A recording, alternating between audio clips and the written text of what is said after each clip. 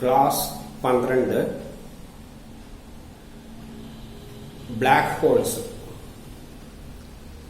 നമ്മള് ഋഗ്വേദം, യജുർവേദം, സാമവേദം, അതുപോലെ 108 ഉപനിഷത്തുക്കളും ആധുനിക സയൻസിന്റെയും പുരാണ കഥകളുടെയും എല്ലാം അടിസ്ഥാനത്തിൽ വിലയിരുത്തിയിട്ട് അതിലെന്താണ് പറഞ്ഞിരിക്കുന്നത് എന്ന് മനസ്സിലാക്കുവാൻ ശ്രമിക്കുകയാണ്. ഓരോ വിഷയങ്ങൾ എടുത്തിട്ടാണ് നമ്മൾ ഓരോ ദിവസവും പറയുന്നത്. അങ്ങനെ ഇത് 12ാമത്തെ ക്ലാസ് ആണ്. ഇതിൽ ബ്ലാക്ക് ഹോൾസിനെ പറ്റിയാണ് പറയുന്നത്. ബ്ലാക്ക് ഹോൾസ് എന്ന് പറയുന്നത് ആധുനിക ശാസ്ത്രം കണ്ടെത്തിയ ചില കാര്യങ്ങളാണ്. ആകാശത്തിൽ നോക്കുമ്പോൾ ചില നക്ഷത്രങ്ങളെല്ലാം കത്തിയെരിഞ്ഞ് അമർന്നതായിട്ട് കാണുന്നു. ഒരു ബ്ലാക്ക് ഹോളായി ഒരു ഗുഹമാതിരിയുള്ള അവസ്ഥയിലേക്ക് മാറുകയാണ്. അതിന് പിന്നെ അതുവരെ നക്ഷത്രമായിരുന്നല്ലോ, അതിനൊരു രൂപമെല്ലാം ഉണ്ടായിരുന്നല്ലോ. പക്ഷെ ഇപ്പൊ അതില്ല, വോളിയം ഒന്നുമില്ല. പക്ഷെ അതേസമയം ഭാരമുണ്ട് എന്ന് പറയുകയാണ്. ഭാരമുണ്ട് എന്ന് പറയുമ്പോഴും ഈ ഭാരത്തിന്റെ കാരണം എന്താണ്? ആകർഷണ ബലം കൊണ്ടാണ്. ഈ ആകർഷണ ബലവുമായിട്ട് ബന്ധപ്പെട്ട് അപ്പൊ അതിന് ആകർഷണ ബലമെല്ലാം ഉണ്ട്. അവിടെ ഗ്രഹങ്ങൾ നക്ഷത്രം ഉണ്ടായിരുന്നപ്പോൾ ഏത് അവസ്ഥയിലാണോ അതേപോലെയുള്ള ആകർഷണ ബലമെല്ലാം ഉണ്ട്. അതുകൊണ്ട് എന്ത് ചെയ്യാം, മറ്റുള്ള ഗ്രഹങ്ങൾ ചുറ്റിക്കൊണ്ടിരിക്കുന്ന ഗ്രഹങ്ങൾക്ക് അതേമാതിരി അങ്ങ് ചുറ്റാൻ വേറെ പ്രശ്നമൊന്നുമില്ല. പക്ഷെ ഇതിന്റെ രൂപം നക്ഷത്രം എന്നതിൽ നിന്ന് ഇല്ലെങ്കിൽ ഗ്രഹം എന്നതിൽ നിന്ന് അതങ്ങ് ഇല്ലാതായിട്ട് ഒരു ബ്ലാക്ക് ഹോൾ ആവുകയാണ്. ഇതാണ് ശാസ്ത്രലോകം. അത് നക്ഷത്രം മാത്രമല്ല, അത് വലുതായിരിക്കും. പിന്നെ ഗ്രഹങ്ങൾ കത്തിയരിഞ്ഞ് അങ്ങനെ ഇല്ലാതെയാകുകയാണെങ്കിൽ അത് ചെറിയ ബ്ലാക്ക് ഹോൾ ആയിരിക്കും. അങ്ങനെ പലതരത്തിലുള്ള കാണുന്നുണ്ട്. അപ്പം ഗ്രഹങ്ങൾക്കോ അല്ല ഉപഗ്രഹങ്ങൾക്കോ എന്തിനോ വേണ്ടി ഇതെല്ലാം ഇതുപോലെയാകാം. പിന്നെ അവർ മനസ്സിലാക്കിയിരിക്കുന്ന ഒരു തത്വം, ഇതിലൊന്നും ഇതിന് വോളിയൊന്നും ഇല്ലെങ്കിലും ഭാരമുണ്ടെങ്കിലും അവിടെ ഇന്നത്തെ ആധുനിക സയൻസ് അവിടെ കൊണ്ട് അപ്ലൈ ചെയ്യാൻ പറ്റില്ല. ആധുനിക സയൻസിലെ നിയമങ്ങളൊന്നും അവിടെ ബാധകമല്ല. ഇതാണ് ശാസ്ത്രലോകം കണ്ടെത്തിയിരിക്കുന്ന രണ്ടാമത്തെ കാര്യം. ആധുനിക സയൻസിലെ നിയമം അവിടെ ബാധകമില്ല. ഏതുപോലെ ശാസ്ത്രലോകം ഇപ്പുറത്തോട്ട് പോകുമ്പോൾ വേറൊരു സ്ഥലത്ത് ക്വാണ്ടം മെക്കാനിക്സിൽ എത്തിയിട്ടുണ്ട്. ക്വാണ്ടം മെക്കാനിക്സിൽ അവർ കണ്ടെത്തിയ എന്താണെന്ന് വെച്ചാൽ, നോക്കുമ്പോൾ ഇലക്ട്രോണിനെ കാണും. എക്സ്പെരിമെന്റിനെ പറ്റിയൊന്നും പറയുന്നില്ല.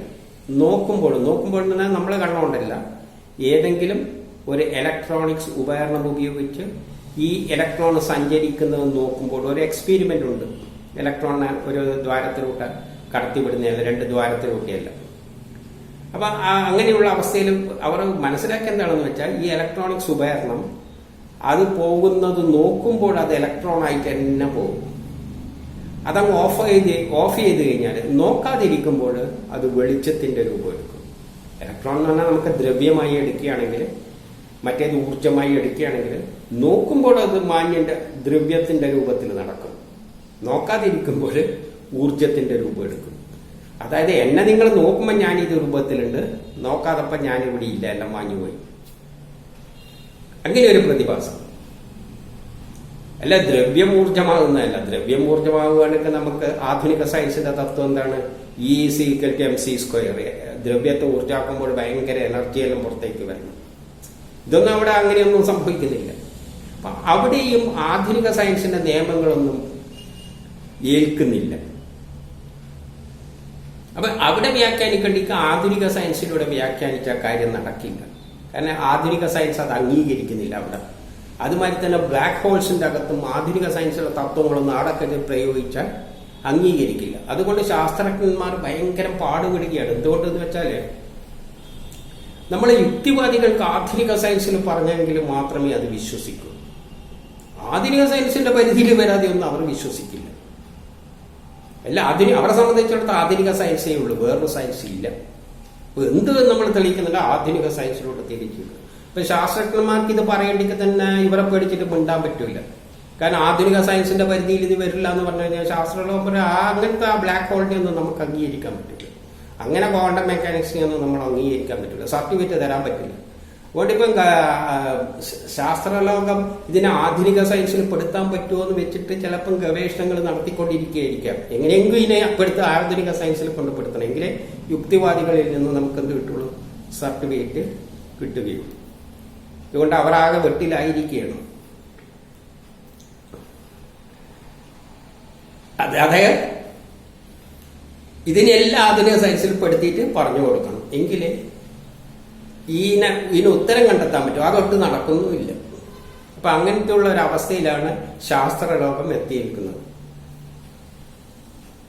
ഇവിടെ ഞാൻ പറഞ്ഞതിന്റെ ഉദ്ദേശം ശാസ്ത്രലോകം യുക്തിവാദികളെ നോക്കിയിട്ടൊന്നുമല്ല നടക്കുന്നത്. യുക്തിവാദികൾ നടക്കുന്നത് എന്ത് പറഞ്ഞാലും ശാസ്ത്രലോകത്തിനൊന്നും അത് അറിയേണ്ട ആവശ്യമില്ല. ശാസ്ത്രജ്ഞന്മാർ അവരെ കണ്ടെത്തും. അവർ കണ്ടെത്തുമ്പോൾ സയൻസ് രണ്ടുണ്ട് എന്ന് കണ്ടെത്തും. കാരണം ആധുനിക സയൻസിൽ പെടാത്ത ഒരു സയൻസിലൂടെ വ്യാഖ്യാനിച്ചാൽ മാത്രമേ ആധുനിക സയൻസ് കണ്ടെത്തിയ ശാസ്ത്രതത്വങ്ങളിൽ നിന്ന് വിഭിന്നമായ ഒരു ശാസ്ത്രതത്വത്തിലൂടെ മാത്രമേ ഈ പ്രതിഭാസത്തെ ബ്ലാക്ക് ഹോളിനെയും ക്വാണ്ടം മെക്കാനിക്സിനെയും വ്യാഖ്യാനിക്കാൻ പറ്റുകയുള്ളൂ. അതുകൊണ്ട് ശാസ്ത്രലോകം അത് കണ്ടെത്തിയതിന്റെ ശേഷം ആ സയൻസ് ഇതിൽ നിന്നും ആധുനിക സയൻസിൽ നിന്നും വ്യത്യസ്തമായ ഒരു ശാസ്ത്രം കണ്ടെത്തുക തന്നെ ചെയ്യും. അവരത് പറഞ്ഞു തരിക തന്നെ ചെയ്യും. പക്ഷെ സംഭവിക്കുന്നത് യുക്തിവാദികൾ ആ അവസ്ഥയിലേക്ക് എത്തണ്ടെങ്കിൽ രണ്ട് സയൻസ് ഉണ്ട് എന്ന തത്വത്തിൽ രണ്ട് സയൻസ് തത്വം, വിഭിന്നമായ രണ്ട് സയൻസ് തത്വങ്ങളുണ്ട്. ഇന്നത്തെ സയൻസ് അല്ല, അത് പൂർണ്ണമല്ല. ഇതിൽ പെടാതെ ഈ നിയമങ്ങൾക്ക് പെടാത്ത തരം ഒരു സയൻസ് വേറെയുണ്ട് എന്നുള്ളത് ശാസ്ത്രലോകം പറഞ്ഞു കൊടുക്കുമ്പോൾ യുക്തിവാദികൾ പിന്നെ അതും പാടി നടന്നോളൂ. അതുവരെ അവരത് അംഗീകരിക്കില്ല. ആ നിലയിൽ മാത്രം അതിനെ കണ്ടാൽ മതി. എന്നാൽ നമുക്ക് വേദങ്ങളിലേക്ക് നോക്കാം. വേദം എന്താണ് പറയുന്നത്? വേദം പറയുന്ന രണ്ട് സയൻസ് ഉണ്ട്, പരാസയൻസ് ആൻഡ് അപരാസയൻസ്. അപരാസയൻസ് എന്ന് പറയുന്ന ആധുനിക സയൻസ്, മോഡേൺ സയൻസ് ആണ്. പ്രപഞ്ചം ഏതിൽ നിന്നുണ്ടായി എന്നുള്ളതെല്ലാം ബന്ധപ്പെട്ട് വരുന്ന ചില വിഷയങ്ങൾ, അവിടെയാണ് ബ്രഹ്മാവും വിഷ്ണുവും മഹേശ്വരനും ഇന്ദ്രനുമെല്ലാം കയറി വരുന്നത്. അങ്ങനെയുള്ള ചില അതെല്ലാം കഥാപാത്രങ്ങളായിട്ടെല്ലാം പുരാണ കഥകളിൽ പറഞ്ഞിരിക്കുക. ആ രൂപത്തിലല്ല. ചില സയൻസ് പ്രതിഭാസങ്ങളുണ്ട്, ശാസ്ത്ര തത്വങ്ങളുണ്ട്, ആധുനിക സയൻസിന്റെ പരിധിയിൽ വരാത്തത്. ആ സയൻസിലൂടെ വേണം പ്രപഞ്ചം ഉണ്ടാകുന്ന, ഏതിൽ നിന്നുണ്ടായോ അതെന്തിനു വേണ്ടി ഉണ്ടായോ എന്നുള്ള തത്വങ്ങളെല്ലാം വിലയിരുത്താൻ. ആ സയൻസ് പ്രതിഭാസങ്ങളെയാണ് പരാസയൻസ് എന്നതുകൊണ്ട് വേദങ്ങൾ അർത്ഥമാക്കുന്നത്. അങ്ങനെ പ്രപഞ്ച പ്രക്രിയ, നിർമ്മാണ പ്രക്രിയ തുടങ്ങുന്നത് മുതലുള്ള സയൻസിനെ അപരാസയൻസ് എന്ന് പറയുന്നുണ്ടെങ്കിലും അതിലും ചില വാക്കുകൾ, ഇന്ദ്രൻ എന്നെല്ലാം പറയുന്ന വാക്കുകൾ ഏതിൽ വരുന്നതാണ്? പരാസയൻസിൽ വരുന്നതാണ്. അത് ശാസ്ത്രലോകം കണ്ടെത്താൻ ശ്രമിക്കുകയാണ്. പരാസയൻസ് കണ്ടെത്താനൊന്നുമല്ല ശ്രമിക്കുന്നത്, അവര് കണ്ടെത്താൻ ശ്രമിക്കും. കണ്ടെത്തുമ്പോൾ അതിനെന്തെങ്കിലും പേര് കൊടുക്കുമായിരിക്കും, ആ സയൻസിന് വേറെ പേര് കൊടുക്കുമായിരിക്കും. പക്ഷെ മലയാളത്തിൽ വിവർത്തനം ചെയ്യുമ്പോൾ ഇതിനെ പരാസയൻസും ബാക്കിയുള്ള ആധുനിക സയൻസിനെയല്ല അപരാസയൻസും എന്നും പരിഭാഷപ്പെടുത്തും. അത്രയേ ഉള്ളൂ. അത്തരത്തിൽ അതിനെ കണ്ടാൽ മതി. ഇനി നമുക്ക് ഇതിലേക്ക് കിടക്കാം. മറ്റേ ബ്ലാക്ക് ഹോളിനെ പറ്റിയെല്ലാം നോക്കാം. അത് ഋഗ്വേദം മണ്ഡലം 10 119 പറയുന്നു. ഋഗ്വേദം മണ്ഡലം 10 119 ഋഷി ഐന്ദ്രൻ പറയുന്നു. ഐന്ദ്രൻ പറയുന്നതായിട്ടാണ് പറഞ്ഞിരിക്കുന്നത്. കാരണം വലിയൊരു കാര്യമാണ്. അതുകൊണ്ട് ഐന്ദ്രൻ പറയുന്നു. ഐന്ദ്രൻ എന്ന് പറഞ്ഞാൽ ഇന്ദ്രൻ, നമ്മള് ലളിതമായിട്ട് ഇന്ദ്രൻ പറയുന്നു. എങ്ങനെ പറയുന്നു എന്ന് വെച്ചാൽ, ഞാൻ ആഗ്രഹിക്കുകയാണെങ്കിൽ, അപ്പൊ ഇന്ദ്രനെ എഴുതുന്ന മാതിരി അങ്ങ് എഴുതി പിടിപ്പിച്ചിരിക്കുകയാണ് ആരോ. ഇന്ദ്രൻ പറയുന്നത് മാതിരി എന്താണ് പറയുന്നത്? അപ്പൊ ഇന്ദ്രൻ ആരാണെന്നുള്ള ഞാൻ നേരത്തെ പറഞ്ഞു. പരാസയൻസിൽ പെടുന്ന ചില പദങ്ങളാണ്. അതെല്ലാം നമുക്ക് തത്വങ്ങളാണ്, പ്രതിഭാസങ്ങളാണ്. അതെല്ലാം സയൻസിലൂടെ തന്നെ മനസ്സിലാക്കണം. പക്ഷെ കഥയിൽ വരുമ്പോൾ സാധാരണക്കാരനായിട്ട് മനസ്സിലാക്കാൻ വേണ്ടി അങ്ങനെയുള്ളൊരു കണ്ടെത്താത്തതിനെയൊന്നും നമുക്കിപ്പോൾ ഇവിടെ പറയാൻ പറ്റില്ല. അപ്പൊ ഇപ്പം നമ്മളൊരു കണ്ണുമൂക്കുള്ള ഏതോ ഒരു ഇന്ദ്രനാടി ഇരുന്നുകൊണ്ട് ഇത് ചെയ്യുന്നതായിട്ട് വേണമെങ്കിൽ ധരിച്ചോളൂ. കാരണം നമ്മളെല്ലാം സയൻസിന്റെ ഈ ശാസ്ത്രത്തിന്റെ മുന്നിൽ നമ്മളെല്ലാം ഇപ്പോൾ ഒരു കുട്ടികൾക്ക് സമാനമാണ്. കുട്ടികൾക്ക് കഥരൂപത്തിലാണ് മനസ്സിലാവുകയുള്ളൂ. അതുകൊണ്ട് നമ്മൾ ഒരു ഇന്ദ്രനാടി ഉണ്ടെന്ന് തൽക്കാലം ധരിക്കുക. അതെന്താണെന്നെല്ലാം പിന്നീട് പരാസയൻസ് പഠിക്കുന്നിടത്ത് നമുക്ക് മനസ്സിലാക്കാം. ഇന്ദ്രൻ പറയുകയാണ്, ഞാൻ ആഗ്രഹിക്കുകയാണെങ്കിൽ ഈ ഭൂമി എന്റെ ശക്തിയാൽ തന്നെ ഒരു സ്ഥാനത്ത് നിന്ന് മറ്റൊരു സ്ഥാനത്ത് കൊണ്ടുപോയി വെക്കാം.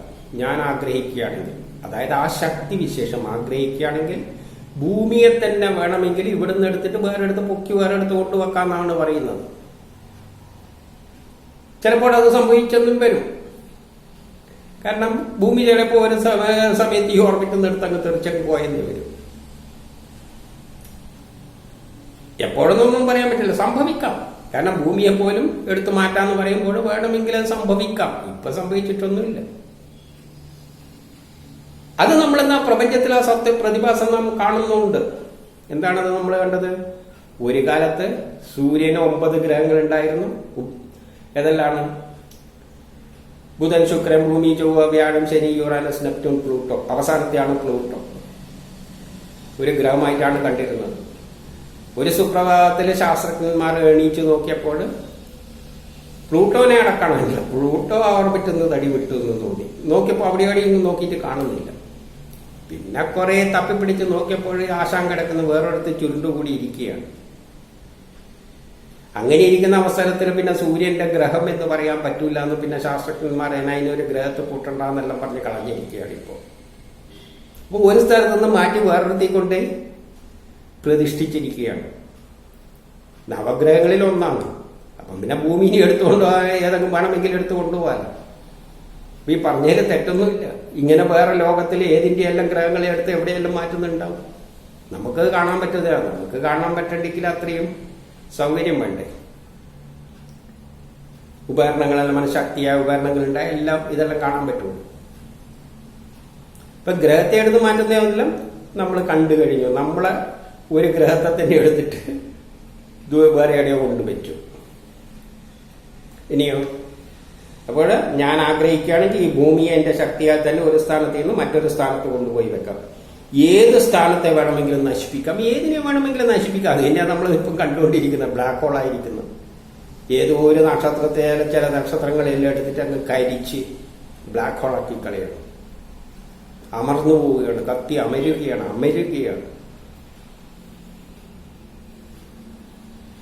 നക്ഷത്രങ്ങൾ മാത്രമല്ല, ഗോളങ്ങൾ അമർന്നിട്ട് ചെറിയ ചെറിയ ബ്ലാക്ക് ഹോളും അവിടെ ഇവിടെയെല്ലാം കാണുന്നുണ്ട്. അതും അവർ കണ്ടിരിക്കുകയാണ്. അപ്പൊ ഇവിടെ ഇന്ദ്രൻ പറഞ്ഞ അത് തന്നെയാണ്. വേണമെങ്കിൽ ഞാനെടുത്ത ഏത് സ്ഥലത്തെ വണ്ടിങ്ങനെ നശിപ്പിക്കും. അതൊന്നും നിസ്സാര കാര്യം. പിന്നെയോ ഏത് സ്ഥാനത്തെ വേണമെങ്കിലും നശിപ്പിക്കാം. ഈ വിസ്തൃതമായ ഭൂമിയെ പോലും ചാമ്പലാക്കി കളയാം. ഈ ഭൂമിനെയും വേണ്ടി കത്തിച്ചില്ലാതാക്കി കളയാം, ചാമ്പലാക്കി കളയാം. വേദത്തിൽ തന്നെ ചിലയിടത്തെല്ലാം പറയുന്നുണ്ട്, ഒരു സമയത്ത് എന്ത് പറ്റുന്നുണ്ട്, ഭൂമി പോലും കത്തി ചാണകം കത്തുന്ന മാതിരി കത്തി ഇല്ലാതായിരിക്കും. അത് ഏതാ സമയത്തെന്നെല്ലാം പിന്നീട് പറയും. ഇവിടെ എന്താ പറയുന്നത്? ഭൂമിയെപ്പോലും, ഈ വിസ്തൃതമായ ഭൂമിയെപ്പോലും ചാമ്പലാക്കാം. ഞാൻ അനേക തവണ സോമം പാനം ചെയ്തു കഴിഞ്ഞു. ഞാനിങ്ങനെ സോമം എന്ന് പറയുമ്പോൾ ഇതെല്ലാം സോമത്തിൽ പെടുന്നതാണ്. പ്രപഞ്ചത്തിലുള്ള എല്ലാത്തിനെയും സോമമായിട്ട്, സോമത്തിന്റെ നിർവചനം പിന്നീട് പറയാം. ഞാൻ അനേക തവണ ഇങ്ങനെ സോമം പാനം ചെയ്തു കഴിഞ്ഞു. ഞാൻ ഈ പറഞ്ഞതിന്റെ ശേഷം അപ്പൊ ഇതേമാതിരി ഞാൻ പലതിരി എടുത്ത് അവിടെ ഇവിടെ നിന്ന് എടുത്തിട്ട് അവിടെ കൊണ്ടുവച്ചിട്ടുണ്ട്, കത്തി ചാമ്പലാക്കിയിട്ടുണ്ട്. ഭൂമിനെയും വേണ്ടിക്കൽ ഇനിയും ചാമ്പലാക്കും. ഇതെല്ലാം പറഞ്ഞു. വേദത്തിൽ വളരെ കുറച്ചേ പറയുന്നു. ഇതിനെ വിസ്തരിച്ച് പുരാണ കഥകളിൽ ഏതെല്ലാം സമയത്താണെന്നുള്ളത് വിസ്തരിച്ച് വേറെ കഥകളിലൂടെയെല്ലാം മറ്റും നമുക്ക് പറഞ്ഞു തരുന്നുണ്ട്. വിസ്തരിച്ച് പറഞ്ഞുള്ളത് വേദത്തിൽ ഇത്രയും ചെറിയ വരികളിൽ അത് ഉൾപ്പെടുത്തിയിട്ട് പിന്നെ വിസ്തരിച്ച് പുരാണ കഥകളിലൂടെ പോകുന്നുണ്ട്. അതിലേക്ക് നമ്മൾ നോക്കിക്കഴിഞ്ഞാൽ നമുക്കറിയാം,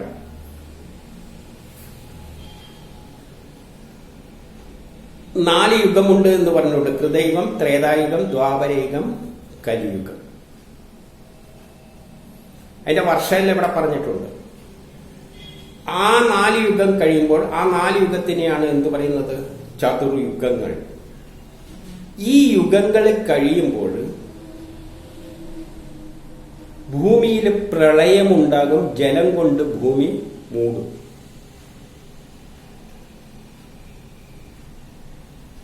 അപ്പോൾ പറഞ്ഞിട്ടുണ്ട്, നിങ്ങൾ ബോട്ടുകളിൽ കയറി രക്ഷപ്പെട്ടോളണം. പത്മപുരാണത്തിലെല്ലാം പറഞ്ഞിട്ടുണ്ട്. നമ്മൾ ബൈബിളിലും എല്ലാം കേൾക്കുന്നതാണ് പെട്ടകത്ത് കയറി രക്ഷപ്പെടുന്ന കാര്യം. അപ്പൊ രക്ഷപ്പെട്ടിട്ട് പിന്നെ പ്രളയഗമം തിരിച്ചു വരുന്നു, പിന്നെയും മനുഷ്യൻ ഇതേ ചക്രത്തിലൂടെ കടന്നു പോകുന്നു. ഇങ്ങനെ സൈക്കിൾ ഇങ്ങനെ കണ്ടിന്യൂസ് ചെയ്തുകൊണ്ടിരിക്കുകയാണ്. അപ്പൊ 4 യുഗം കഴിയുമ്പോൾ പ്രളയമുണ്ടാകും, ഭൂമി വെള്ളത്തിൽ മൂടും. ആ പ്രളയം എന്ന് പറഞ്ഞാൽ വെള്ളം കൊണ്ട് മൂടുന്ന പ്രളയമാണ്. അതായത് നശിച്ചു പോകുന്നത്, വെള്ളം മൂടി നശിച്ചു പോകും. അപ്പൊ മനുഷ്യർ രക്ഷപ്പെടാം. ഈ യുഗത്തിൽ ഇങ്ങനെ 4 യുഗങ്ങളിലൂടെ ചുറ്റിക്കൊണ്ടിരിക്കും. എത്ര പ്രാവശ്യം ചുറ്റും എന്ന് പറഞ്ഞാല് 71 പ്രാവശ്യം ഇങ്ങനെ 71 ചതുർയുഗങ്ങൾ ഉണ്ടാകുമ്പോൾ പിന്നെ എന്ത് പറ്റുമെന്ന് വെച്ച് കഴിഞ്ഞാൽ ഒരു വലിയ പ്രളയം ഉണ്ടാവും. ആ പ്രളയത്തിൽ എന്താ പറ്റുന്നതെന്ന് വെച്ചാൽ പലതരത്തിലാണ് സംഭവിക്കുന്നത്. ഒന്നുകിൽ ഭൂമി ചാണകം കത്തുന്നത് പോലെ കത്തി അവർന്ന് ഇല്ലാതായി പോകും, ഭൂമി ഇല്ലാതായി പോവാം. അല്ലെങ്കിൽ അപ്പം പല തരത്തിലുള്ള പ്രളയങ്ങളുണ്ട്. ഭൂമി മാത്രമല്ല, സൂര്യനും സൂര്യനെ ചുറ്റുന്ന നവഗ്രഹങ്ങളും കത്തി എരിഞ്ഞ് ഇല്ലാതെയായി പോവാം. സൂര്യൻ തന്നെ, അല്ലെങ്കിൽ സൂര്യൻ മാത്രം കത്തി എരിഞ്ഞ് ഇല്ലാതെയാകാം. അല്ലെങ്കിൽ സൂര്യനെ ചുറ്റുന്ന നവഗ്രഹങ്ങൾ അടക്കം ഇതെല്ലാം കൂടിയിട്ട് വേറൊരു നക്ഷത്രത്തിന് ചുറ്റും ചുറ്റുന്നുണ്ട്. ആ നക്ഷത്രം വരെയുള്ളത് ഇടക്കുള്ളത് മുഴുവൻ കത്തി എരിഞ്ഞു പോകാം. അത് വേറൊരു തരം പ്രളയമാണ്. അങ്ങനെ എത്ര പ്രാവശ്യം റിപ്പീറ്റ് ചെയ്യുന്നുണ്ട്? ഈ ചതുർയുഗം 71 പ്രാവശ്യം ഇത് റിപ്പീറ്റ് ചെയ്യുന്നുണ്ട്. ഇത് റിപ്പീറ്റ് ചെയ്യുമ്പോഴും ഇപ്പൊ ഭൂമി കത്തിയരിഞ്ഞ് ഇല്ലാതെയായാലും പിന്നെ അത് തിരിച്ചു വരും അതേപോലെ തന്നെ. അല്ലെ സൂര്യൻ കത്തിയരിഞ്ഞ് ഇല്ലാതായി കഴിഞ്ഞാൽ കുറെ കാലം കഴിയുമ്പോൾ അത് തിരിച്ചും വരും അതേപോലെ. ഈ സൈക്ലിക്കിന് ഇങ്ങനെ ഇത് സൈക്ലിക്കായിട്ട് ഇങ്ങനെ നടന്നുകൊണ്ട് ദൈവം ദ്വാപരയുഗം പ്രളയം വന്ന് ഇല്ലാതെയായി, അത് വെള്ളത്തിന്റെ പ്രളയമാണ്, ഇങ്ങനെ പോയി ഇത് ഇങ്ങനെ തുടരും. അങ്ങനെ ഒരു 71 പ്രാവശ്യം കഴിയുമ്പോൾ പിന്നെ ഇതെല്ലാം ഭൂമിയോ സൂര്യനോ ഏതെല്ലോ എല്ലാം കത്തി എരിഞ്ഞ് ഇല്ലാതെയാകും. എന്നിട്ട് പിന്നെ ആദ്യം ഇത് ഉണ്ടാകും, പിന്നെ ഈ സൈക്ലിംഗ് ഇങ്ങനെ ഓരോന്ന് റിപ്പീറ്റ് ചെയ്തുകൊണ്ട് പോകും. അപ്പൊ 71 കഴിയുന്നതിനാണ് മന്വന്തരം എന്ന് പറയുന്നത്. അങ്ങനെ 14 മന്വന്തരങ്ങൾ കഴിയുമ്പോൾ എന്ത് പറ്റുമെന്ന് വെച്ച് കഴിഞ്ഞാല് ഈ പ്രപഞ്ചം മുഴുവൻ കത്തിയെരിഞ്ഞിട്ട് ഒരു ബിന്ദുവിൽ പോയി അങ്ങ് ചേരും. 14 മന്വന്തരങ്ങൾ കഴിയുമ്പോൾ ഈ പ്രപഞ്ചം 14 ലോകങ്ങളും കത്തിയെരിഞ്ഞ് ഒരു വലിയ ചുഴിമാതിരിയുള്ള ബ്ലാക്ക് ഹോളായിട്ട് മാറും. ഇപ്പൊ നക്ഷത്രം കത്തിയെരിഞ്ഞ് ഒരു ബ്ലാക്ക് ഹോൾ ആവുന്നത് പോലെ ഭൂമി കത്തിയെരിഞ്ഞ ഒരു ബ്ലാക്ക് ഹോൾ, ചന്ദ്രൻ കത്തിയെരിഞ്ഞ ഒരു ബ്ലാക്ക് ഹോൾ ആകുന്നത് പോലെ ഈ പ്രപഞ്ചം മുഴുവൻ കത്തിയെരിഞ്ഞിട്ട് ഒരു ബ്ലാക്ക് ഹോൾ ആയി, ഒരൊറ്റ ബ്ലാക്ക് ഹോൾ. പിന്നെ വേറെ എവിടെയും ബ്ലാക്ക് ഹോൾ ഒന്നല്ല, എല്ലാം പോയിട്ട് ഒരു ശൂന്യമായ സ്ഥലത്ത് ഒരു ബ്ലാക്ക് ഹോൾ. ആ ചേരുന്ന ചുഴിന്റെ അറ്റത്താണ് ആരിയ്ക്കുന്നത്? ബ്രഹ്മം ഇരിക്കുന്നത്. അതെങ്ങനെയാണ് പുരാണ കഥകളിൽ വിവരിച്ചതെന്ന് വെച്ച് കഴിഞ്ഞാൽ, ആ കാലമെത്തുമ്പോൾ ശിവൻ പരമേശ്വരൻ വിഷ്ണുവിനെ കാലയിലേ പിടിച്ചു വലിച്ചങ്ങ് കൊണ്ടുപോവുകയാണ് അതിനകത്ത് കൊണ്ടിടാൻ വേണ്ടിയിട്ട്. വിഷ്ണുവിനെ പോയ പിന്നെ സംഹാരം എല്ലാം പോയല്ല, സംഹാരമാണ്, പൂർണ്ണ സംഹാരമാണ്. വിഷ്ണുവിനെ അടക്കം. പിന്നെ വിഷ്ണുവില്ല, അതല്ലേ കഴിഞ്ഞതിൽ പറഞ്ഞത് കുമിളി ഉണ്ടായിട്ട് ഇങ്ങനെ ബ്രഹ്മാവും വിഷ്ണുവും മഹേശ്വരനും എല്ലാം ഒന്നുമല്ല, ഇതേമാതിരി ഒരു കുമിളി ഉണ്ടായിട്ട് പോകുന്ന മാതിരിയാണ് ബ്രഹ്മത്തിൽ ഉണ്ടായത്. ഇത് പോയിട്ട് അവിടെ പോയി ചേരും, വലിയൊരു ബ്ലാക്ക് ഹോൾ. അതിന്റെ നടുവിലാണ് ഈ ബ്രഹ്മമുള്ളത്. ഇപ്പം പിന്നെ ബ്രഹ്മം മാത്രമേ ഉള്ളൂ. പിന്നെ ആ ബ്രഹ്മത്തിൽ നിന്ന് പിന്നെ ഇതേമാതിരി പൊട്ടി വരും. എന്നിട്ട് ഈ സൈക്കിളെല്ലാം പിന്നെ ആദ്യം ഇങ്ങനെ ഉണ്ടായി ഇങ്ങനെ അങ്ങ് പോയിക്കൊണ്ടിരിക്കുക. എത്ര കാലമായി എന്ന് ചോദിച്ചാൽ ഒരു അന്തം, അതൊന്നും പറയാൻ പറ്റില്ല. അത്രയും അങ്ങനെ പോവുകയാണ്. എത്ര യുഗങ്ങളെന്നൊന്നും പിന്നെ ഒരു കണക്കുമില്ല. ഇതിന് വല്ല അറ്റമുണ്ടോ ആദ്യമുണ്ടോ അറ്റമുണ്ടോ എന്നെല്ലാം ചോദിച്ചു കഴിഞ്ഞാൽ അതെല്ലാം ഒരു വല്ലാതെ ഉത്തരം കിട്ടാത്ത ചോദ്യം വരെയായി പോകും. ഇതാണ് ബ്ലാക്ക് ഹോളുകളുടെ കഥ. അപ്പൊ ഈ ബ്ലാക്ക് ഹോളൊന്നും നമ്മൾ കണ്ടിട്ടില്ല. നമ്മൾ ഈ കാണുന്നത് നക്ഷത്രം കത്തിയ ബ്ലാക്ക് ഹോളിനെ മറ്റേ കണ്ടിട്ടുള്ളൂ. പിന്നെ ഗ്രഹങ്ങളെല്ലാം കത്തിയ ചെറിയ ബ്ലാക്ക് ഹോളുകളെ നമ്മൾ കണ്ടിട്ടുള്ളൂ. അല്ലാതെ പ്രധാനപ്പെട്ട ബ്ലാക്ക് ഹോളിനെയൊന്നും നമ്മൾ കണ്ടിട്ടില്ല. പ്രധാനപ്പെട്ട ഈ ആദ്യമുള്ള ബ്ലാക്ക് ഹോൾ ഉണ്ടായി, എല്ലാം കൂടിയിട്ട് പോയി അരിഞ്ഞിട്ട് ഒരു ബ്ലാക്ക് ഹോൾ ഇറങ്ങും. അതിൻ്റെ അകത്താണ് ആരുള്ളത്? ബ്രഹ്മമുള്ളത്. കാരണം അവിടെ നിന്നാണ് പിന്നെ ആദ്യം ഇത് പൊട്ടി മുളഞ്ഞിട്ട് ഇങ്ങനെ വിസ്തരിച്ചു വരുന്നത്. ഒരു വിത്ത് ഇങ്ങനെ ഉണ്ടല്ലോ, ചെറിയൊരു വിത്ത്, ചീരേൻ്റെ ഒരു വിത്ത് ഒക്കെ ചെറിയ, അതൊരു ബ്ലാക്ക് ഹോൾ ആണെന്ന് ചിന്തിച്ചു നോക്കും. ഒരു ദിവസം അതിങ്ങനെ വളർന്നിട്ട് വലിയ ചെടിയായി മാറും.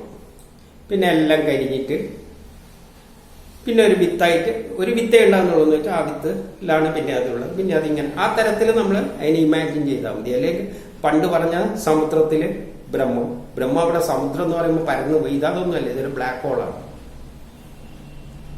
അതിന് വോളിയൊന്നും ഇല്ലാന്നും പറഞ്ഞ വോളിയം ഇല്ലാന്ന് പറഞ്ഞാൽ എല്ലാം ആകാം, പ്രപഞ്ചം മുഴുവനും ആകാം. പ്രപഞ്ചം മുഴുവനല്ലേ ആകുന്നത്. അപ്പൊ ആ പ്രപഞ്ചം മുഴുവൻ അവിടെ ആ സ്പേസ് എല്ലാം അവിടെയുണ്ട്. അതിന്റെ ഒരു കേന്ദ്രത്തിൽ ഇതിങ്ങനെ നിൽക്കും. ഇനി ഇത് മാത്രമല്ല പ്രളയമുള്ളത്. നമ്മള് കൃതയുഗം, ഇത് വലിയ കഴിഞ്ഞു. കൃതയുഗം, ത്രേതായുഗം, ദ്വാപരയുഗം, കലിയുഗം എന്നെല്ലാം പറയുമ്പോഴേ ഈ ഓരോ കൃതയുഗം ത്രേതായുഗവും കഴിയുമ്പോഴും ചെറിയ ചെറിയ ഭൂമിയിൽ ചെറിയ ചെറിയ മാറ്റങ്ങൾ ഉണ്ടാക്കുന്നുണ്ട്. അതാണ് പരശുരാമ കഥയിൽ പറഞ്ഞത്. എന്താണത്? കേരളത്തെ പരശുരാമൻ വരുന്നത് എന്താണ്? ഒന്നാമത്തെ യുഗത്തിന്റെ അവസാനത്തിലാണ്. കാരണം കലിയുഗത്തിന്റെ അവസാനമാണല്ലോ കലി വരിക. അതുപോലെ ആ കൃതയുഗം കഴിയുമ്പോൾ അവസാനമാണ് ആര് വരുന്നത്? പരശുരാമൻ വരുന്നത്. എന്തിന്? അപ്പോഴാണ് ഭൂമിയെല്ലാം കേരളത്തെ എല്ലാം ഉണ്ടാക്കിയത് എങ്ങനെ എന്നേരാണ് മഴുവെറിഞ്ഞിട്ടാണ് കേരളത്തെ ഉണ്ടാക്കിയതെന്നല്ലൊരു കഥയുണ്ട്.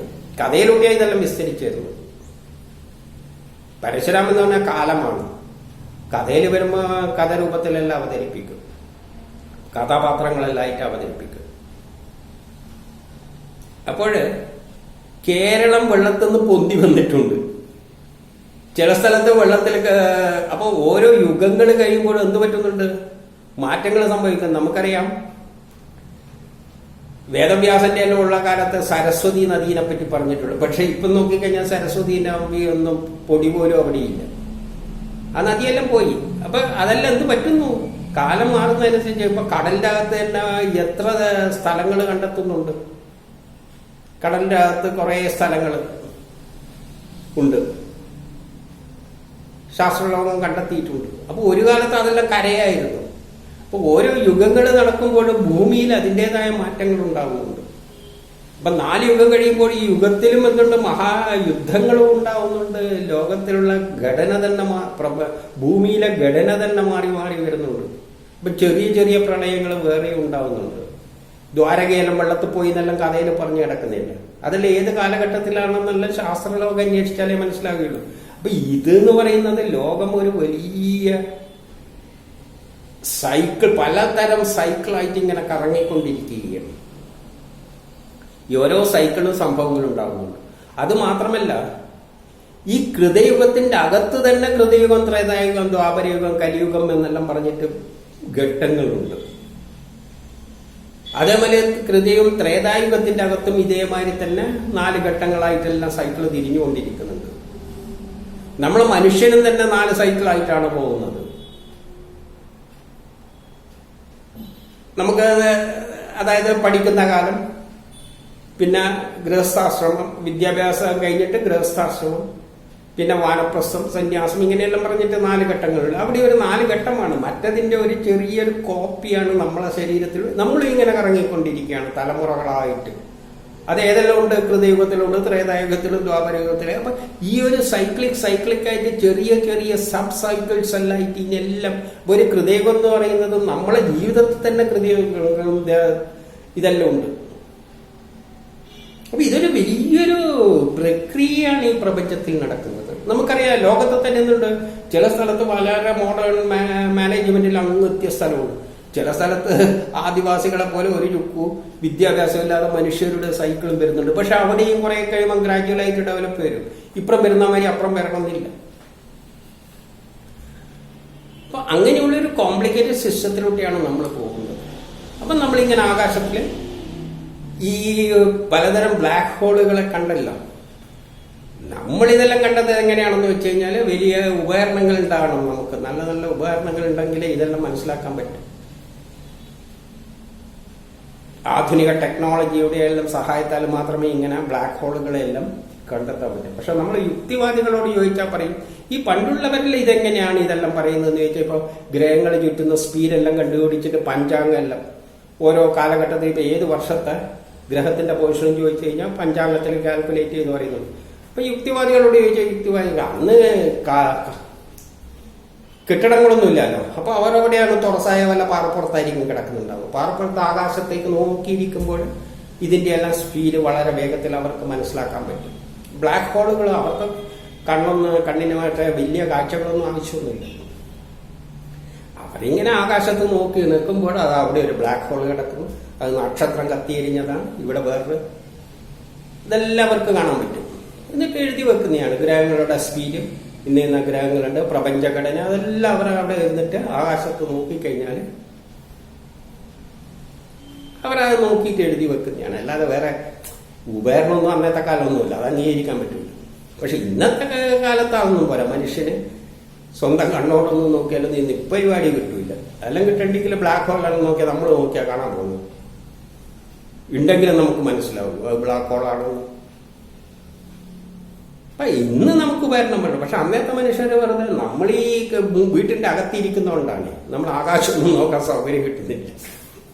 ഇതാണ് യുക്തിവാദികളുടെ യുക്തിചിന്ത. പക്ഷേ നമ്മളൊന്ന് മനസ്സിലാക്കേണ്ടത്, ഇത്രയും വിശദമായിട്ട് വേദങ്ങളിൽ വിവരിച്ചു തന്നിട്ടുണ്ട്. പക്ഷെ ഇത് മനസ്സിലാക്കണ്ടെങ്കിൽ നമ്മൾ വേദമെടുത്ത് വായിച്ചാൽ മനസ്സിലാക്കാൻ പറ്റില്ല. കാരണം വേദത്തിന് നമ്മൾ 4 വരികളെ കണ്ടുള്ളൂ. ഞാൻ ആഗ്രഹിക്കുകയാണെങ്കിൽ ഭൂമിയെ ഒരു സ്ഥാനത്ത് നിന്ന് മറ്റൊരു സ്ഥാനത്തേക്ക് വെക്കാം, ഭൂമിയെ എന്തിനേയും വേണമെങ്കിലും നശിപ്പിക്കാം, ഭൂമിയെ കത്തിയെരിഞ്ഞ് അറിയാം. ഇത് എപ്പോഴും എവിടെ സംഭവിക്കുന്നതെന്നൊന്നും അവിടെ പറഞ്ഞിട്ടില്ല. ചെറിയതായിട്ട് വളരെ അർത്ഥം, അതിന്റെ അടിസ്ഥാനം ഇതെല്ലാം നമ്മൾ ആകാശത്ത് നോക്കിയാൽ കാണുന്നത്. പക്ഷെ ഇതെല്ലാം ഏത് സമയത്ത് എങ്ങനെയാണ് എന്ന് വിസ്തരിച്ച് പറഞ്ഞിരിക്കുന്നത് നമ്മൾ എവിടെ നിന്നാണ് കണ്ടത്? പുരാണ കഥകളിൽ നിന്നാണ് കാണുന്നത്. അതുപോലെ തന്നെ പരാസയൻസ്, അപരാസയൻസ് എല്ലാം നമ്മൾ കാണുന്നത് ഉപനിഷത്തുക്കളിൽ നിന്നാണ്. അപ്പൊ ഇതിനെല്ലാം വിസ്തരിച്ച് പറയുന്നത് എവിടെയാണ്? ഉപനിഷത്തിലും പുരാണ കഥകളിലൂടെ കഥരൂപത്തിലും എല്ലാം വിവരിച്ചു പറഞ്ഞിരിക്കുന്നത്. കഥയിലെല്ലാം ആശയങ്ങളുണ്ട്. അപ്പം വേദത്തിൽ പറയുന്ന ഈ വാക്കുകളുടെ എല്ലാം ഈ പറഞ്ഞിരിക്കുന്ന ചെറിയ ആ സൂക്തത്തിന്റെ വ്യാഖ്യാനം ഞാൻ നടത്തിയിരിക്കുന്നത് ഉപനിഷത്തിലും പോയിട്ടും പുരാണ കഥകളിലെല്ലാം പറയുന്ന ആ ആശയങ്ങളെല്ലാം വെച്ചുകൊണ്ടാണ് ഈ സംഭവവികാസങ്ങളെ ഞാനിവിടെ വ്യാഖ്യാനിക്കാൻ പറ്റുന്നത്. പക്ഷെ അതൊന്നും നമ്മളെ മനസ്സിലില്ലെങ്കിൽ നമ്മളെന്താ ഇതെന്താ ഈ പറയുന്നത്? പിന്നെ ശാസ്ത്രം കണ്ടെത്തുമ്പോൾ ഇങ്ങനെ നടന്നിട്ടുണ്ട് ആണെന്ന് ധരിക്കാം.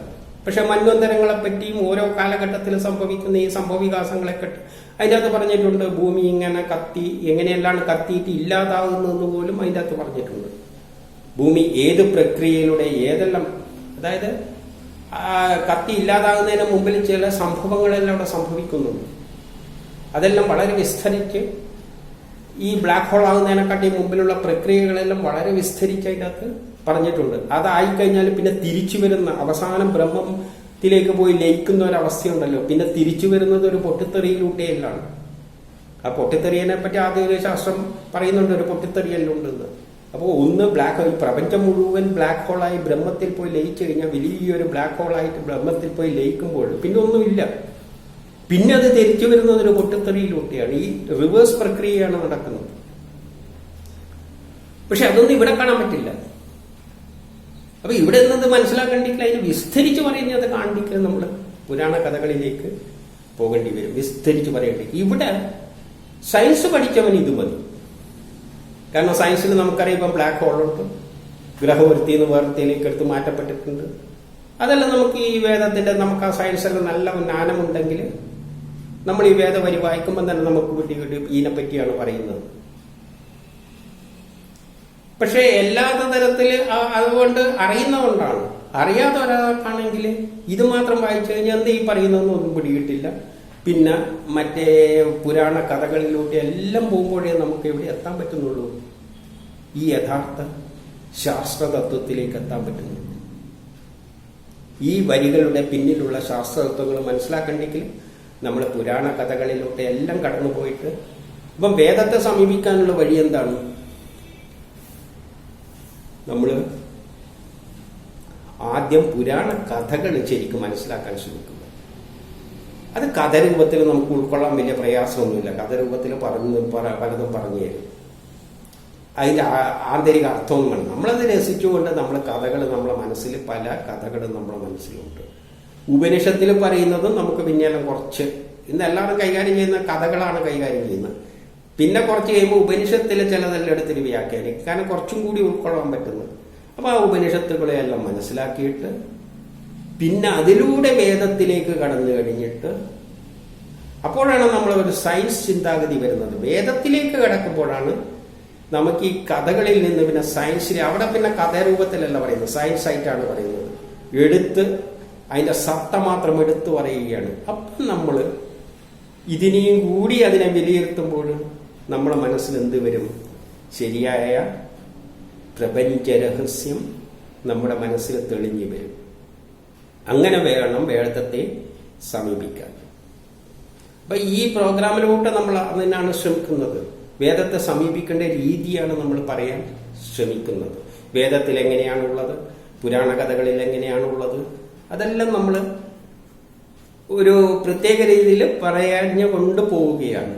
അപ്പൊ ഈ ക്ലാസ് അവസാനം വരെ കണ്ടുകൊണ്ടിരിക്കുന്നവരെ തീർച്ചയായിട്ടും കുറെ അങ്ങോട്ട് എത്തുമ്പോൾ സ്വയം വേദത്തിലേക്ക് ഇറങ്ങിച്ചെല്ലാനും അതിലുള്ള വസ്തുതകൾ മനസ്സിലാക്കാനും പറ്റും. അപ്പോൾ ബ്ലാക്ക് ഹോൾ ഇവിടെ മാത്രമല്ല നിൽക്കുന്നത്. ഗ്രഹങ്ങൾ കത്തിയ ബ്ലാക്ക് ഹോളുകൾ നമ്മൾ ഇവിടെ കണ്ടിട്ടുണ്ട്. നക്ഷത്രങ്ങൾ കത്തിയ ബ്ലാക്ക് ഹോളുകൾ നമ്മൾ കണ്ടിട്ടുണ്ട്. ഇനി ഇത് മാത്രമല്ല കത്തി ഇല്ലാതാകാൻ പോകുന്നത്. ഈ പ്രപഞ്ചം മുഴുവൻ ഈ 14 ലോകങ്ങൾ, ആ 14 ലോകങ്ങളുടെ ഘടനയെല്ലാം വളരെ വിസ്തരിച്ച് പിന്നീട് നമുക്ക് കാണാം. അപ്പൊ ഈ പ്രപഞ്ചം മുഴുവൻ ഒരു നാള് എന്താകും? എന്താണോ ഇവിടെ സംഭവിക്കുന്നത്, ബ്ലാക്ക് ഹോളിൽ സംഭവിക്കുന്ന അതേ തത്വപ്രകാരം പ്രപഞ്ചം മുഴുവൻ കത്തിയെരിഞ്ഞിട്ട് ഒരു ബിന്ദുവിൽ പോയി അവസാനം ബിന്ദു എന്നൊന്നും പറയാൻ പറ്റില്ല, ഒരു വലിയ ബ്ലാക്ക് ഹോൾ ആയിട്ട് മാറും. പ്രപഞ്ചം മുഴുവൻ വ്യാപിച്ചു കിടക്കുന്ന ഒരു ബ്ലാക്ക് ഹോൾ ആയിട്ട് മാറും. അതിന്റെ കേന്ദ്രത്തിലാണ് ആ ശക്തിവിശേഷമുള്ളത്. ആ ശക്തിവിശേഷമാണ് ബ്രഹ്മം. അത് അരൂപിയാണ്. അതിന് രൂപമില്ല, ഭാവമില്ല, ഒന്നുമില്ല. അതിൽ നിന്നാണ് പ്രപഞ്ചമുണ്ടായത്. അതാണ് നമ്മൾ പറയുന്ന ഈശ്വരൻ. അതാണ് ബ്രഹ്മം. അതൊരു ശാസ്ത്രപദമാണ്. അതിലേക്കാണ് നമ്മൾ എത്തേണ്ടത്. അതിലേക്ക് എത്തുന്നതിനുള്ള സയൻസ് ആധുനിക സയൻസിൽ വരുന്നതല്ല.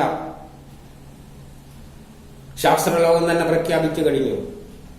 നമ്മളെ ബ്ലാക്ക് ഹോൾ ഉണ്ടാകുന്നതിന് മുമ്പിലുള്ള സ്റ്റേജുകളെല്ലാം ആധുനിക സയൻസിൽ വ്യാഖ്യാനിക്കാൻ പറ്റും. പക്ഷേ ബ്ലാക്ക് ഹോളിലേക്ക് കടക്കുമ്പോഴുള്ള സയൻസ് ആധുനിക സയൻസ് അല്ല. ആധുനിക സയൻസിലെ നിയമങ്ങളൊന്നും അവിടെ പ്രായോഗികമല്ല. അതായത് ഈ പ്രപഞ്ചം മുഴുവൻ കത്തിയെരിഞ്ഞിട്ട് ഒരു വലിയ ബ്ലാക്ക് ഹോളാക്കി മാറുമ്പോൾ അവിടെയുള്ളത് ഒന്നുമില്ല. അവിടെ എന്താണ് അവിടെ ഉള്ളതെന്ന് നമുക്കറിയില്ല. ഇപ്പോഴും ശാസ്ത്രലോകം പറയുന്നു ഈ ബ്ലാക്ക് ഹോളിന്റെ അകത്ത് എന്താ ഉള്ളതെന്ന് നമുക്കിപ്പോൾ അറിയില്ല. അതേപോലെ പ്രപഞ്ചം മുഴുവൻ കത്തിയെരിഞ്ഞിട്ട് ഒരു ഹോളിലേക്ക് പോകുമ്പോൾ അതിന്റെ അകത്ത് എന്താണുള്ളതെന്നറിയില്ല. അത് ആധുനിക സയൻസിലൂടെയും വ്യാഖ്യാനിക്കാൻ പറ്റില്ല. അത് ശാസ്ത്രലോകം കണ്ടെത്തിയ കാര്യം തന്നെയാണ്. ആധുനിക സയൻസിന്റെ പരിധിയിലേക്ക് വരില്ല. അതിന്റെ അകത്താണ് എന്തുള്ളത്? ബ്രഹ്മം. അത് ആ ബ്ലാക്ക് ഹോളിന്റെ കേന്ദ്രം, ലോകം മുഴുവൻ കത്തിയെരിഞ്ഞിട്ട് പോകുന്ന ആ ബ്ലാക്ക് ഹോളിന്റെ അകത്ത് ഉള്ള ശക്തിവിശേഷമാണ് ബ്രഹ്മം. അതാണ് പ്രപഞ്ചമായി മാറുന്നത്.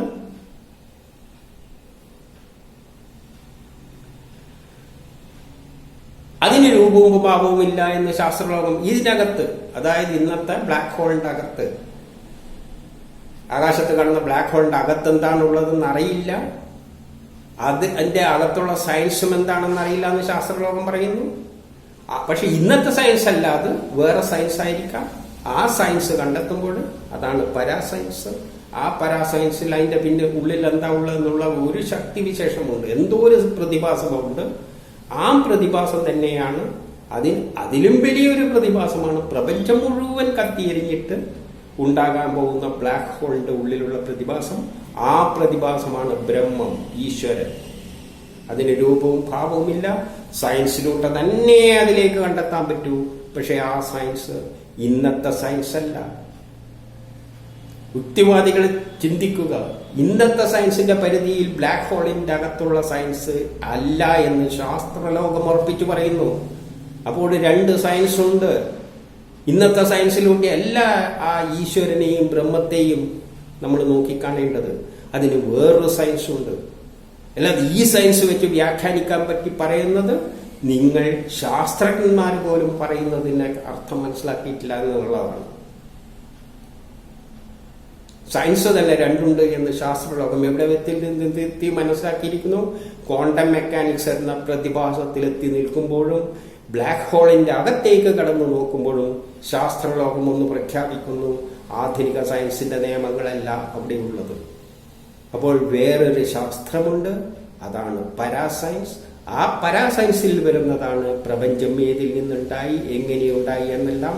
അതാണ് ബ്രഹ്മത്തിലേക്ക് നമ്മളെ നയിക്കുന്നത്, ഈശ്വരനിലേക്ക് നയിക്കുന്നത്. അതൊന്നും കണ്ണും വെച്ച ഒരു പ്രതിഭാസമല്ല. നമ്മൾ ധരിക്കുന്നത് വരെ ആ രൂപത്തിന് രൂപവും ഭാവവും ഒന്നുമില്ല, അതിന് വിചാരങ്ങളും ഇല്ല. നമ്മളെ കാര്യത്തിലൊന്നും അത് തലയിടാനും പോകുന്നില്ല. നമ്മൾ തലകുത്തി മറിഞ്ഞ് അതിനെ പ്രാർത്ഥിച്ചാലും അത് ശ്രദ്ധിക്കാൻ പോലും പോകുന്നില്ല. കഴിഞ്ഞതിൽ പറഞ്ഞു, അത് സാക്ഷിയായിട്ട് നിൽക്കുന്നതിന് സമാനമായ ഒരു പ്രതിഭാസമാണ്. അതുകൊണ്ട് ആ അർത്ഥത്തിൽ ശാസ്ത്രലോകം തന്നെ ഇന്നല്ലെങ്കിൽ നാളെ പറഞ്ഞു തരും. അല്ലെങ്കിൽ നമുക്ക് ഈ വേദങ്ങളിലൂടെ ക്രമത്തിൽ അവിടെ എത്തുമ്പോഴും മനസ്സിലാക്കാൻ പറ്റുമെന്ന് വിചാരിക്കുന്നു. എല്ലാവർക്കും അല്ല, അത് കുറച്ച് സയൻസ് അറിയുന്നവർക്ക് മാത്രമേ അതിനെ ഉൾക്കൊള്ളാൻ പറ്റൂ.